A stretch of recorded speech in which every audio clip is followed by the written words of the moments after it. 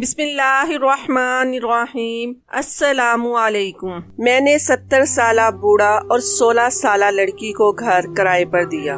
میں سمجھی یہ بچی اور بوڑھا باپ بیٹی ہیں، مگر اس وقت میں حیران رہ گئی جب وہ لڑکی بولی یہ میرے شوہر ہیں۔ پھر میں چپ ہو گئی اور کچھ نہ کہا۔ اگلے روز رات کو مجھے اس لڑکی کے چیخنے چلانے کی آوازیں آتی، میں تو ڈر گئی، اور پھر اگلے دن میں نے اس لڑکی کو اپنے گھر بلایا تو وہ مجھ سے گلے لگ کر بہت روئی اور کہنے لگی باجی میں آپ کو کچھ نہیں بتا سکتی۔ پھر میں نے چھپ کر ایک کیمرہ ان کے کمرے میں لگا دیا۔ پھر اگلی رات کیمرہ چلایا تو میری روح لرز گئی کہ وہ بوڑھا تو مجھے اپنا گھر کسی شریف فیملی کو کرائے پر دینا تھا، کیونکہ میں اکیلی عورت تھی اور بھری جوانی میں ہی بیوہ ہو گئی تھی۔ حمید کے جانے کے بعد میں بھری دنیا میں تنہا رہ گئی تھی، رشتے دار بھی ساتھ چھوڑ گئے تھے، میں اکیلی تھی اور پہاڑ جتنی لمبی زندگی سمجھ نہیں آتا تھا کہ اب میں کیا کروں۔ آج پھر رات کے وقت کتے بھونک رہے تھے اور ان کے بھونکنے کی آواز سن کر میرا دل دہل رہا تھا۔ شاید حمید کی زندگی میں بھی کتے بھونکتے ہوں گے، مگر جب میرے سر پر شوہر کا سایہ سلامت تھا تو کسی چیز کا ڈر نہیں تھا، نہ ہی ان کتوں کی آواز کبھی اس طرح سے خوف میں مبتلا کیا کرتی تھی۔ اب تو ایک ایک لمحہ صدیوں کے برابر لگتا تھا اور یوں ہی آنکھوں میں رات کٹ جایا کرتی تھی۔ میں یہی سوچتی تھی کہ اگر گھر میں چور گھس آئے تو میں کیا کروں گی۔ آج کل تو چور گھر کے سامان کو لوٹنے کے ساتھ ساتھ عورتوں کی عزت کے ساتھ بھی کھلواڑ کر کے جایا کرتے ہیں۔ ساری رات مجھے یہی ڈر لگا رہتا تھا کہ شاید یہ کتے چوروں کو دیکھ کر بھونک رہے ہوں۔ میں نے اپنے خوف سے بچنے کا یہی حل نکالا تھا کہ میں اپنے گھر کے اوپر والا پورشن کرائے پر چڑھا دوں، یوں مجھے سہارا بھی مل جائے گا اور اس مہنگائی کے دور میں چلو 4 پیسے بھی میرے پاس آ جایا کریں گے۔ میں نے اب اس منصوبے پر عمل کرنے کی ٹھانی تھی۔ یوں تو محلے میں کبھی کبھار ہی نکلا کرتی تھی، آج میں خاص کر آس پاس کے گھروں میں گئی۔ میں نے ایک فرد سے کہا تھا کہ اگر کسی کو کرائے کے لیے گھر کی تلاش ہو تو اسے میرے پاس بیچ دیجیے گا۔ شرط یہ ہے کہ کرائے کے لیے آنے والے لوگ شریف ہوں اور میں کسی اور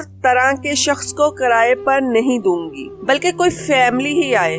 مجھے نہیں معلوم تھا کہ میری اس قدر جلدی سنی جائے گی۔ شام کے وقت میرے گھر میں 2 لوگ آئے تھے، ایک بزرگ تھا اور اس کے ساتھ ایک جوان لڑکی آئی تھی۔ میں نے ان کو ڈرائنگ روم میں لا کر بٹھا دیا اور بولی آپ کو میں جانتی نہیں ہوں، اس لیے آپ کی تشریف آوری کا مقصد جاننا چاہتی ہوں۔ تو بوڑھا شخص کہنے لگا دراصل آپ نے کہا تھا کہ آپ اپنا گھر کو کرائے پر چڑھانا چاہتی ہیں، ہمیں بھی رہنے کے لیے ٹھکانے کی ضرورت تھی، اس لیے ہم یہاں آ گئے ہیں۔ میں نے سر ہلا دیا اور بولی ٹھیک ہے، مجھے ویسے بھی کسی شریف سی فیملی کی تلاش تھی، یہ تو اچھا ہو گیا کہ آپ باپ بیٹی میرے گھر پر رہیں گے۔ نہیں، یہ میرے والد نہیں ہیں بلکہ میرے شوہر ہیں۔ یہ الفاظ اس کا منہ اور لڑکی نے ادا کیے تھے۔ اس ساری گفتگو میں وہ پہلی بار بولی تھی۔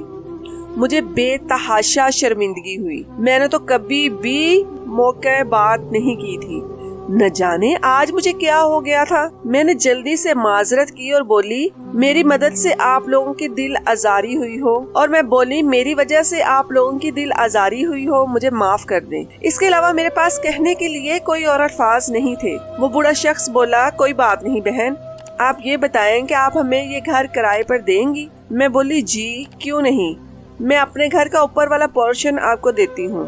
تب اس شخص کے چہرے پر اطمینان بھری مسکراہٹ پھیل گئی تھی۔ میں نے مسکرا کر اس کی بیوی کی جانب دیکھا تو اسے لگا جیسے وہ بہت پریشان ہو، گھبرائی ہوئی ہو اور اداس بھی، مگر میں نے سر جھٹک دیا کہ شاید یہ میرا وہم ہو۔ میں نے ان کو اوپر والا پورشن دکھایا جو کہ انہیں بہت پسند بھی آ گیا۔ کرائے کی بات ہوئی تو وقار صاحب منہ مانگا کرایہ دینے کو بھی تیار تھے۔ یہ میرے لیے خوشی کی بات تھی۔ میں نے اوپر والے پورشن کی چابی ان کو تھما دی اور اطمینان بھری سانس خارج کر کے نیچے آ گئی۔ میں چاہ کر بھی طوبا اور وقار کو اپنے ذہن سے جھٹک نہیں پا رہی تھی۔ طوبا بہت ہی خوبصورت لڑکی تھی، نہ جانے اس کے والدین کی ایسی کون سی مجبوری ہوگی جس کی وجہ سے انہوں نے اپنی پھول سی بیٹی وقار کو دے دی۔ مجھے طوبا میں اپنی چھوٹی بہن نظر آ رہی تھی۔ میں نے سوچا کہ چلو اب تو وہ یہیں رہے گی، تو میں اس سے سب کچھ جان لوں گی۔ خیر شام ہوئی تو مجھے میری امی کی پرانی روایات یاد آنے لگی۔ جب بھی ہمارے محلے میں کوئی نئے لوگ آ کر بستے تھے تو امی ایک پہر کا کھانا ان کو ضرور بنا کر دیا کرتی تھی۔ وہ یہ سوچا کرتی تھی کہ نہ جانے ان لوگوں کے پاس چولہا چوکی کرنے کا انتظام ہے بھی یا نہیں۔ میں بھی کچن میں آ گئی تھی۔ پہلے تو میں ایک بندی کا کھانا بنایا کرتی تھی، لیکن آج میں نے 3 لوگوں کا کھانا بنایا۔ میں نے اچھے طریقے سے ٹرے سجائی اور اوپر کی جانب چلی گئی۔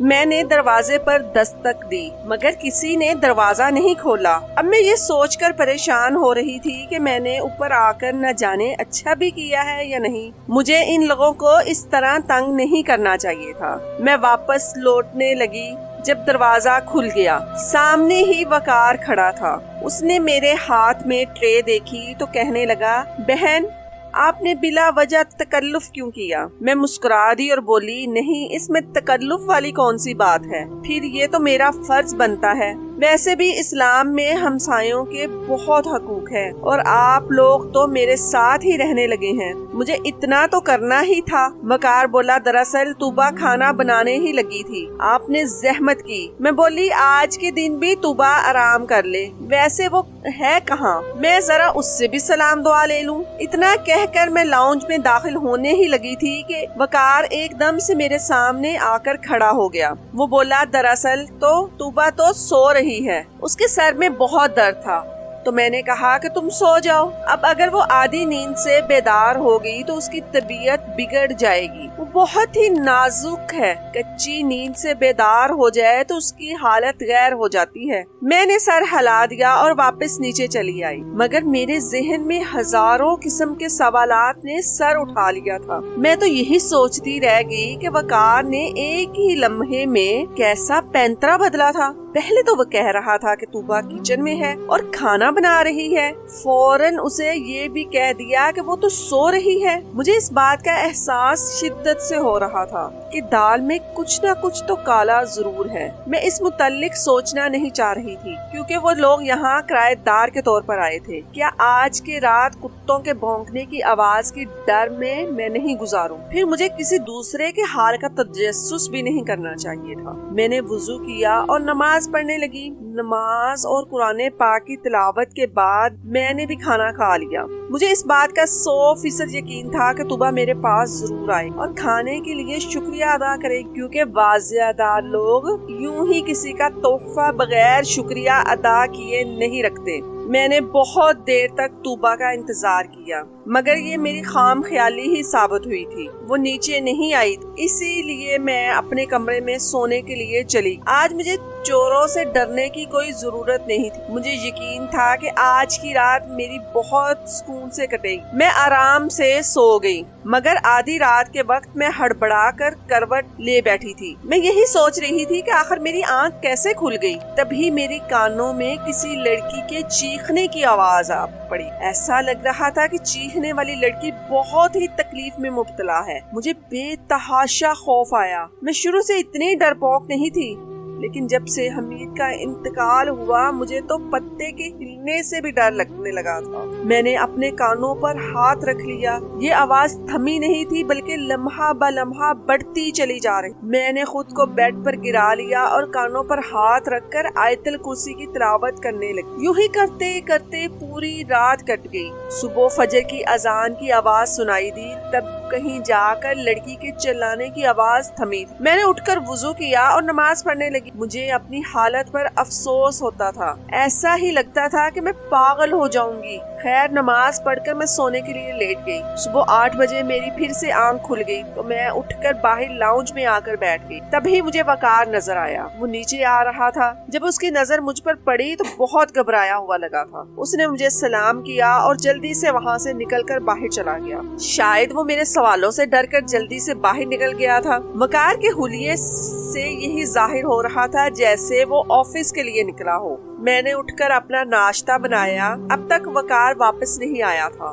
تو اس بات کی تصدیق ہو گئی کہ واقعی کام کے سلسلے میں گھر سے باہر نکلا ہے۔ میں نے اس موقع کو غنیمت جانا کیونکہ کل سے میری طوبا کے ساتھ ایک بار بھی ملاقات نہیں ہوئی۔ میں اس کے ساتھ بیٹھ کر باتیں کرنا چاہتی اس کے حالات کے متعلق جاننا چاہتی، اسی لیے میں سیڑھیاں چڑھ کر اوپر والے پورشن کی جانب آ گئی۔ میں نے دروازہ کھٹکایا اور اس کے انتظار میں کھڑی ہو گئی کہ ابھی طوبا دروازہ کھول دے گی، مگر اس نے دروازہ نہیں کھولا، اور یہ کوئی عام بات نہیں تھی۔ وہ لڑکی کل سے میرے گھر آئی ہوئی ہے، مگر میں نے اس کی ایک جھلک بھی نہیں دیکھی۔ میں واپس پلٹنے کی بجائے پھر سے دروازہ کھٹکانے لگی۔ تبھی طوبا کی گھبرائی ہوئی آواز مجھے سنائی دی تھی۔ وہ کہنے لگی، سدرا باجی، یہ آپ ہی ہے نا؟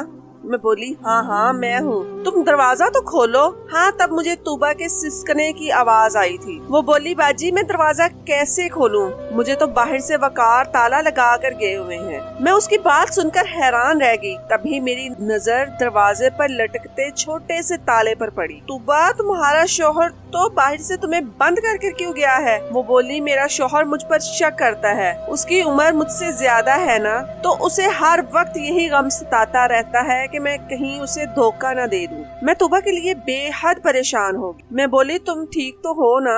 اس کی زخمی سی ہنسی مجھے سنائی دی تھی۔ وہ بولی، ہاں، کہنے کو تو میں بالکل ٹھیک ہوں، میرے پاس دنیا کی ہر چیز موجود ہے، روپیہ، پیسہ، کپڑے، جوتے، میرا فریج طرح طرح کے کھانوں سے بھرا پڑا ہے، مگر میں خوش نہیں ہوں، مجھے بہت زیادہ دکھ ہو رہا تھا۔ میں بولی، طوبا، میں تمہارے لیے کیا کر سکتی ہوں؟ مجھے بتاؤ، میں تمہاری مدد کرنا چاہتی ہوں۔ وہ بولی، میری مدد تو میرے سگوں نے نہیں کی، آپ کیا کریں گی؟ بس آپ سے اتنی سی گزارش ہے کہ میرے لیے دعا کر دیا کرے، اور مجھے کچھ نہیں چاہیے۔ میں بولی، ہاں، کیوں نہیں؟ میں واپس پلٹنے لگی۔ طوبا بولی، باجی، سدرا، آپ پلیز وقار کو مت بتائیے گا کہ آپ یہاں پر آئی تھی، یہ میں نے آپ سے کچھ بھی کہا ہے۔ میں بولی، ہاں، تم بالکل بھی فکر مت کرو، ایسا ہی ہوگا، میں اس سے کسی بات کا ذکر نہیں کروں گی۔ اتنا کہہ کر میں نیچے آ گئی۔ مجھے رہ کر طوبا کے والدین پر غصہ آ رہا تھا کہ آخر انہوں نے ایسا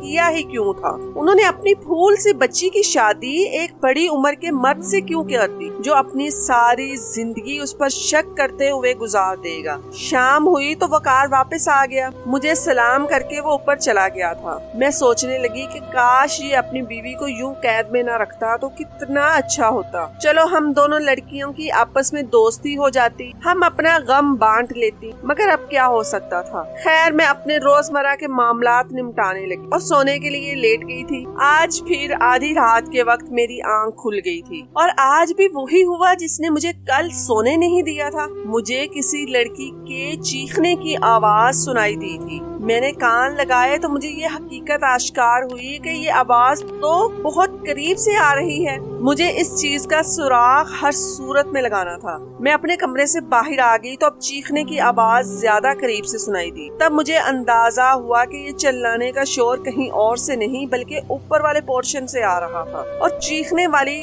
لڑکی کوئی اور نہیں بلکہ طوبا ہے۔ ایک لمحے کے لیے تو میں سکتے کے عالم میں ہی آ گئی، پھر میں جلدی سے سیڑھیاں چڑھ گئی۔ مجھے طوبا سے پہلی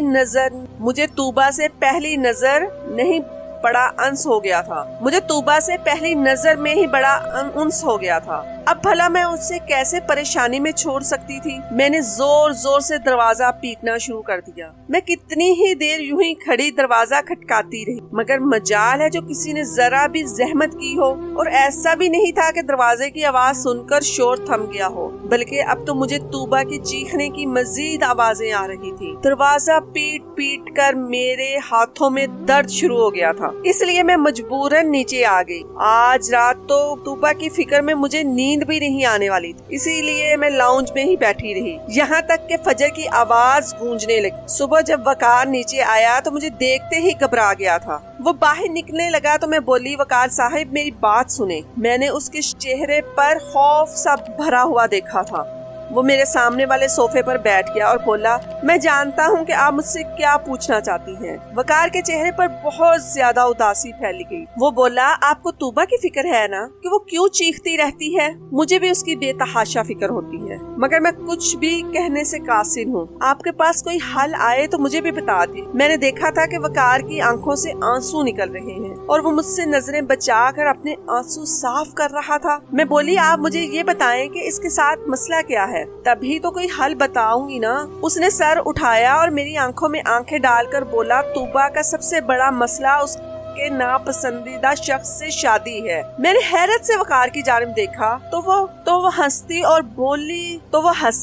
اور بولا میری شکل و صورت کو غور سے دیکھیں اور مجھے بتائیں کہ کیا طوبہ جیسی لڑکی میرے ساتھ خوش رہ سکتی ہے۔ اس دن تو آپ نے بھی مجھے اس کا باپ سمجھ لیا تھا۔ مجھ سے بس یہی غلطی سرزد ہوئی تھی کہ میں طوبہ کے باپ کی باتوں میں آ گیا تھا۔ اس نے مجھ سے 10 لاکھ روپے کا قرضہ لیا تھا۔ اس نے 2 سال کے وعدے پر لیا تھا اور 5 سال گزر گئے تھے۔ وہ قرضہ نہیں لوٹا رہا تھا۔ میں اسے مہلت پر مہلت دیتا رہا مگر اب میری بھی بس ہو گئی تھی۔ میں نے کہہ دیا کہ اگر اب میرے پیسے واپس نہ کیے تو میں تمہیں پولیس کے حوالے کر دوں گا۔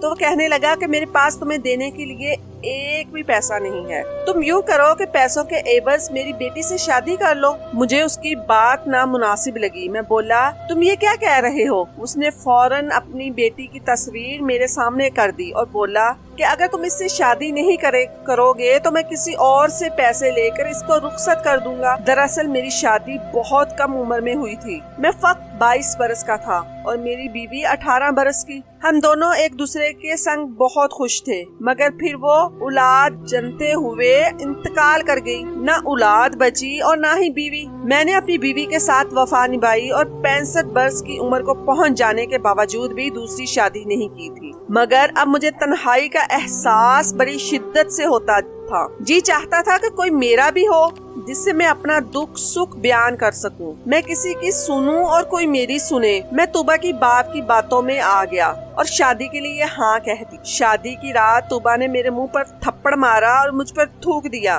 میں تمہاری کبھی بھی نہیں ہو سکتی۔ تمہیں شرم آنی چاہیے تھی اپنی بیٹی کی عمر کی لڑکی سے شادی کرتے ہوئے۔ اب وہ ہر رات مجھے جھوٹا کرنے کے لیے چیختی چلاتی ہے۔ اسی وجہ سے مجھے اپنا آبائی گھر بھی چھوڑنا پڑ گیا کیونکہ لوگ مجھ پر شک کرتے تھے کہ شاید میں اپنی بیوی پر تشدد کرتا ہوں۔ میں یوں ہی گھر بدلتا رہتا ہوں۔ اگر مجھے کہیں امان نہیں ملتی، لوگ طوبہ کی وجہ سے مجھے جینے نہیں دیتے۔ اب یہ میرا 4تھا گھر ہے۔ میں نے یہاں آ کر اس کے ہاتھ بھی جوڑ دیے تھے اور بولا تھا کہ مجھے آخری عمر میں یوں ذلیل مت کرو، تمہیں خدا کا واسطہ ہے مجھے جی لینے دو۔ مگر وہ یہاں آ کر بھی اپنی حرکتوں سے باز نہیں آئی۔ لیکن آپ کو ایک بات بتاؤں، اس میں طوبہ کا بھی کوئی قصور نہیں ہے۔ ذہنی طور پر بیمار ہو چکی ہے، اس کا علاج چل رہا ہے۔ وہ لوگوں کو زخمی بھی کر دیتی ہے، اسی لیے میں اسے باہر سے تالا لگا کر جاتا ہوں۔ میں یہ باتیں سن کر سجدہ رہ گئی۔ میں نے بڑے غور سے وقار کے چہرے کی جانب دیکھا۔ اس کی طرف دیکھ کر یہی لگ رہا تھا کہ وہ سچ کہہ رہا ہے۔ تب میں بولی آپ سے ایک ریکویسٹ کروں گی۔ وہ بولے جی آپ حکم کریں۔ میں بولی آپ طوبہ کو بند کر کے نہ جایا کریں، میں اس سے بات کرنے کی کوشش کروں گی، ہو سکتا ہے کہ اس کی حالت میں کچھ بہتری آ جائے۔ وقار پریشان ہو گیا۔ وہ بولا آپ یہ سب اسی لیے کہہ رہی ہیں کیونکہ آپ نے اس کی حالت نہیں دیکھی۔ جب اسے غصہ آتا ہے تو وہ اس قدر جنونی ہو جاتی ہے کہ میرے لیے بھی اسے سنبھالنا مشکل ہو جاتا ہے۔ میں آفس میں ہوتا ہوں، آخر پیچھے سے وہ آپ پر حملہ کر دے تو قصوروار کون ہوگا؟ ہو سکتا ہے کہ وہ آپ کو بہت زیادہ نقصان کر دے، اسی لیے مجھے آپ اس کام سے معافی دیں، میں یہ سب نہیں کر سکتا۔ میں بولی اگر طوبہ نے مجھے کوئی بھی نقصان پہنچا دیا تو میں آپ کو قصوروار نہیں ٹھہراؤں گی، آپ بس طوبہ کو کھول جائیں۔ وقار میری جانب بڑے غور سے دیکھتا رہا، پھر اس نے اپنی جیب سے چابی نکال کے مجھے تھما دی اور بولا آپ نے ہوشیار رہنا ہے، جیسے ہی محسوس ہو کہ طوبہ کو غصہ آ رہا ہے تو فوراً گھر سے باہر نکل جائیے گا۔ میں نے سر ہلا دیا تو وقار اٹھ کر چلا گیا اور میں یہی سوچ کر ہلکان ہوتی جا رہی تھی کہ آخر سچ کیا ہو سکتا ہے۔ تالا کھول کر میں اوپر والے پورشن میں آ گئی۔ مجھے طوبہ صوفے پر بیٹھی نظر آئی، وہ کسی گہری سوچ میں گم تھی اور بار بار اپنے آنسو پونچھ رہی۔ میں نے کھنکار بھرا تو وہ مجھے دیکھ کر اچھل پڑی تھی، پھر دل پر ہاتھ رکھ کر بولی آپ نے تو میری جان ہی نکال دی۔ میں ہنستی تو وہ حیرت سے بولی آپ یہاں کیسے آ گئی؟ آپ کو چابی کیسے مل گئی؟ میں بولی بس یہ تمہاری سدرا باجی کا کمال ہے۔ طوبہ رونے لگی اور اٹھ کر میرے گلے لگ گئی۔ وہ بولی باجی مجھے بہت عرصے سے کسی ایسے کندھے کی تلاش تھی جس پر میں سر رکھ کر رو سکتی۔ طوبہ تمہیں رونے کی ضرورت نہیں ہے، تمہاری باجی تمہارے پاس ہے۔ میں آج یہاں تم سے بہت ہی ضروری بات پوچھنے آئی ہوں۔ رات کے وقت تم چیخنے کیوں لگتی ہو؟ گو کہ میں نے وقار کی باتوں پر بھروسہ کر لیا تھا، مگر میں طوبہ کی طرف سے بھی کہانی سننا چاہتا۔ مجھے یہی کہا گیا تھا کہ وقار نے مجھے پاگل ہی نہ بنا دیا۔ وہ گھبرا کے کہنے لگی نہیں میں تو نہیں چیختی، مجھے کیا ضرورت پڑی ہے؟ میں تو اپنی زندگی میں بہت. اس نے اچانک ہی کایا پلٹی تھی. کل تو کچھ اور کہہ رہی تھی. پھر وہ بولی آپ مجھے اپنا پورشن دکھائیں. آپ نے اسے کیسی سجاوٹ کی ہوئی ہے. میں بھی اپنا گھر سجانا چاہتی ہوں تاکہ جب میرا شوہر گھر آئے تو اسے تازگی کا احساس ہو. میں نے سر ہلا دیا اور بولی ہاں آ جاؤ تم. میں طوبا کو اپنے ساتھ لے گئی مگر ابھی تک اس کی عجیب سے رویے کے متعلق سوچ رہی تھی. ہم دونوں نیچے آ گئیں تو طوبا نے اپنا بازو میرے سامنے کر دیا. اس پر جلے کا نشان تھا. وہ ایک دم سے خوف زدہ ہو گئی. میں بولی یہ کیا ہوا ہے؟ تو کہنے لگی میں نے آپ سے جو بھی باتیں کی تھی نہ جانے وہ میرے شوہر نے کیسے سن لی. شاید اس نے ریکارڈنگ کے لیے کچھ رکھا ہوا تھا. وہ مجھ پر بڑی گہری نظر رکھتا ہے اسی لیے میں نے اوپر آپ سے کہا تھا کہ میں بہت خوش ہوں جبکہ ایسا کچھ بھی نہیں. میرا بوڑھا شوہر مجھ پر بہت تشدد کرتا ہے. یہ جو رات بھر میں چیختی رہتی ہوں نا یہ بلا وجہ نہیں ہے. آپ اگر اپنی آنکھوں سے دیکھ لیں کہ مجھ پر کیا گزرتی ہے تو آپ بے ہوش ہو جائیں. آپ کیمرہ منگوا کر اوپر والے پورشن میں لگوا دیں. میں تو ایسا کچھ بھی نہیں کر سکتی. دراصل پھر وہ ریکارڈنگ جو آپ تھانے میں جا کر دکھاؤ گے میرے مجرم کو سزا مل جائے گی اور میں آزاد ہو جاؤں گی. میں بولی ٹھیک ہے میں کچھ نہ کچھ کہتی ہوں. سچ کہوں تو میں ان دونوں میاں بیوی کی باتوں میں پھنس کر رہ گئی تھی. مجھے دونوں ہی کی باتوں پر یقین آ جاتا تھا. دونوں ہی معصوم لگنے لگتے تھے. سچ تک پہنچنے کا ایک ہی حل تھا اور وہ یہ تھا کہ میں سچ میں کیمرہ اوپر والے پورشن میں لگا دیتی. میں نے کیمرے کے لیے کسی سے کہہ دیا تھا. مجھے ہر رات اوپر والے پورشن سے چیخنے کی آوازیں آتی رہتی تھی اور صبح وقار میرے سامنے رونے لگتا تھا اور کہتا تھا کہ میری بیوی کی حالت بہت خراب ہوتی جا رہی ہے. جبکہ دن کے وقت طوبا میرے سامنے روتی رہتی اور کہتی کہ مجھ پر ظلم بڑھتا چلا جا رہا ہے. میں طوبا کا دل لگانے کی ہر ممکن کوشش کیا کرتی. اسے ہنر سکھاتی, اس سے باتیں کرتی, اس کو گھر کی سجاوٹ کے متعلق بتاتی, اس کو اپنے میک اپ کا سامان, ساڑیاں, غرض یہ کہ سب کچھ دکھاتی کسی طرح اس کا دل بہل جائے اور وہ میرے ساتھ بہت خوش رہتی. مجھے ان دونوں میاں بیوی کی بہت فکر ہوتی تھی. میں چاہتی تھی کہ اگر وقار مجرم ہے تو اسے جلد سے جلد سزا مل جائے اور اگر طوبا بیمار ہے تو اس کا علاج ہو جائے. کیمرہ آنے میں ابھی ایک دن رہتا تھا. آج شام میں نے بریانی بنائی تو سوچا کہ طوبا کو دے آؤں. عموماً میں اس وقت کبھی بھی اوپر والے پورشن میں نہیں گئی. میں سیڑھیاں چڑھ کر اوپر جا رہی تھی جب میرے کانوں میں طوبا کی آواز پڑی. وہ بولی آج رات تم مکمل تیاری کے ساتھ آنا. تم اس کی فکر مت کرنا کہ وہ کمزور ہے. اسے قابو کرنا آسان ہے. میں یہ باتیں سن کر الٹے قدم لوٹ آئی. اب میرے سامنے طوبا کا کردار ایک سوالیہ نشان بنا ہوا تھا. شاید طوبا غلط تھی. وہ ہر رات اپنی کسی آشنا کو گھر پر بلاتی تھی اور وقار کو قابو کر لیتی تھی. کیا پتا باندھ بھی دیتی ہو اور پھر جان بوجھ کر چیختی ہو تاکہ لوگ وقار کو برا سمجھے اور وہ اپنی منمانی کرتی رہے. کیمرہ آنے میں تو ابھی دیر تھی اس لیے میں نے اپنی ایک دوست لیڈی کانسٹیبل کو فون کیا اور سارے حالات سے آگاہ کر دیا. میں اس سے بولی کہ مجھے تمہاری مختصر سی ٹیم کی ضرورت ہے. میرے گھر آ جانا لیکن مکمل رازداری سے آنا. اس نے حامی بھر لی تھی. میں کھانا کھا کر اپنی دوست کا انتظار کر رہی تھی. پھر نہ جانے کیا ہوا میری آنکھ لگ گئی. آنکھ کھلی تو میں ہسپتال میں تھی. میں نے اپنے ارد گرد حیرت سے دیکھا. میری دوست میرے سامنے کھڑی تھی. میں بولی نجمہ میں یہاں کیسے آئی ہوں؟ وہ ہنسی اور بولی اسی طرح تم بہت بڑا کارنامہ کر کے آئی ہو. کچھ عرصے سے ہمیں مسلسل اس چیز کی شکایت مل رہی تھی کہ ایک گروہ بہت سرگرم ہے. وہ لوگوں کے گھر میں گھس کر چوریاں کرتا ہے. کل رات تمہاری وجہ سے وہ گینگ ہمارے ہاتھ لگ گیا. میں بولی وہ کیسے؟ میری دوست کہنے لگی سدرا تمہارے گھر جو کرایہ دار رہ رہے تھے وہ اسی گروہ کا حصہ تھے. ان کا طریقہ واردات یہ ہے کہ وہ بے سہارا عورتوں کے گھر میں بطور پین گیسٹ رہتے ہیں اور پھر وہ عورتوں کو چکما دینے کے لیے اداکاری کرتے تھے. شوہر بیوی پر الزام لگاتا اور بیوی شوہر پر. یہ عورتیں ان کے معاملات میں الجھ کر باقی سب کچھ بھول ہی جاتی تھی. تمہارے ساتھ بھی انہوں نے ایسا ہی کیا. تم نے خود طوبا کو اپنے گھر کی ایک ایک چیز دکھائی. تم نے اسے اپنے زیورات تک دکھا دیے. یہ تو تم شکر کرو جو طوبا کی باتیں تم نے سن لی تھی. کل رات ان دونوں نے تمہارے کھانے میں نیند کی دوا شامل کر دی تھی اور تمہارے گھر کی ایک ایک چیز لوٹنے کا ارادہ رکھتے تھے. کیا ہے صوفے, واشنگ مشین, سونے کے زیورات, یہاں تک کہ کپڑے سے برتن وغیرہ بھی ہم موقع پر پہنچ گئے. اور یوں تمہاری بچت ہو گئی۔ میں نے نجمہ کی باتیں سنی تو میرا دماغ سائیں سائیں کرنے لگا۔ لوگ دوسروں کو لوٹنے کے لیے کس حد تک اداکاری کر لیتے ہیں۔ یہ تو اللہ کا لاکھ لاکھ شکر ہے کہ اس نے مجھے بچا لیا۔ اب تو کرایہ دار بھی رکھنے سے ڈر لگنے لگا ہے۔ میں تنہا رہتی ہوں۔ میرے خیال میں بری صحبت سے تنہائی 1000 درجے بہتر ہے۔